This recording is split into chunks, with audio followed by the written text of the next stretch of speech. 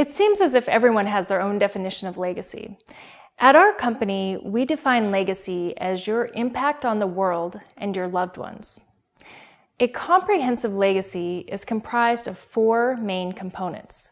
The first is financial, the second is family, the third, personal, and the fourth is philanthropic. Let's take a look at each component in depth. The financial side of your legacy includes your financial ideology, such as how you want to train your heirs to take over, investment strategies and retirement strategies, multi-generational planning, and philanthropic allocation. It also takes into account your financial asset significance and distribution, and how those assets will be distributed through financial vehicles such as foundations and trusts. If you have a business, you'll want to consider how it will be passed on to the next generation, either your employees or your family. Much of keeping a company intact and running well has to do with passing on the company culture and your story, as well as mentoring those who will take over. The second component of a comprehensive legacy is family. You'll want to put together a family joint ideology through creating a mission, mantra, and principles you all abide by. This is especially important for families with young children. You may decide to create a family logo or coat of arms that represents your principles.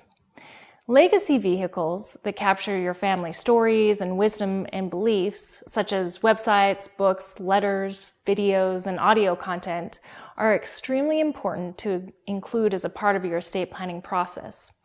Storytelling and family heritage is also important.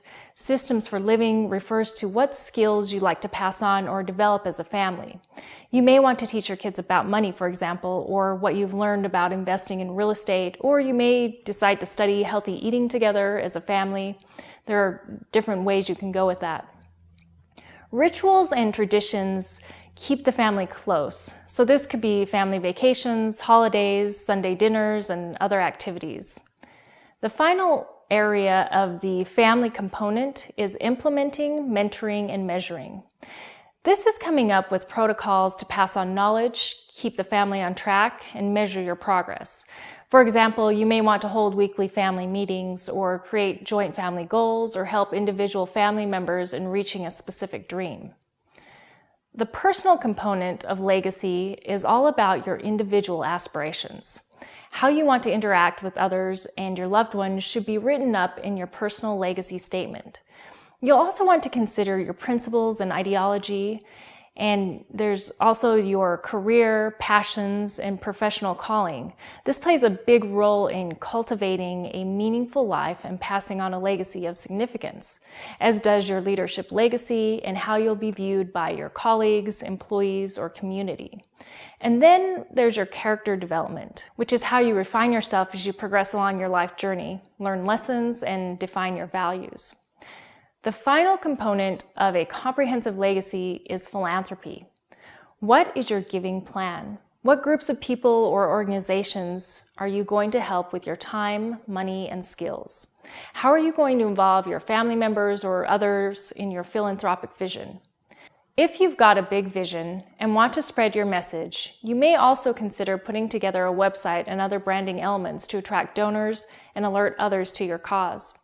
Your giving vehicles come back to financial structuring again. Working with your financial team to determine what makes the most sense is a good idea.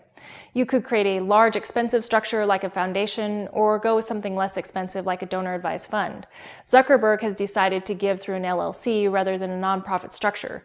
There are pros and cons depending on your situation, and you'll want to check with your advisors about that.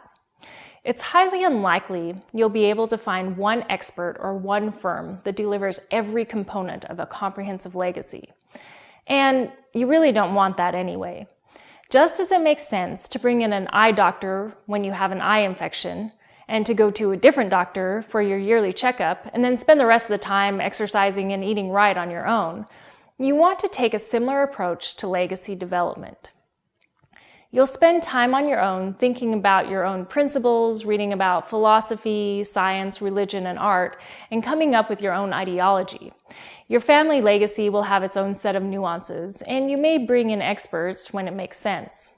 Financially, you'll want to bring in an attorney to set up your trust or other structures, and financial planners or accountants to help with other aspects. To create your legacy vehicles, you may need videographers, writers, or graphic designers too. Every situation is different.